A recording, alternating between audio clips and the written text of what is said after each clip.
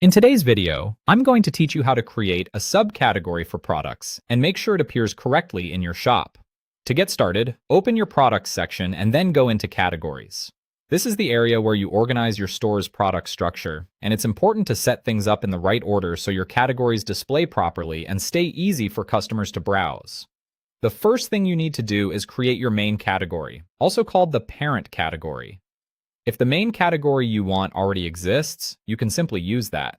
But if it doesn't, make sure you create it first before trying to add a subcategory underneath it.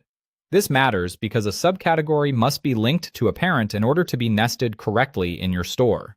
Once your main category is ready, enter the name of your subcategory. Choose a clear and specific name that makes sense to shoppers. A good subcategory name helps customers find products faster and also keeps your store organized behind the scenes. After entering the subcategory name, open the Parent Category dropdown. In this menu, select the main category you want this new subcategory to belong to. This is the key step that turns a regular category into a subcategory, so it's worth double-checking that you've chosen the correct parent before moving on. If needed, you can also add a description or a category image. This part is optional, but it can be useful depending on how your theme or shop layout displays category pages. A description can provide extra context, and an image can make the category look more polished and visually appealing. When everything looks correct, click Add New Category. Your new subcategory should now be created and placed under the parent category you selected. Next, edit your products and assign them to the new subcategory. This step is important because creating the subcategory alone doesn't automatically move products into it.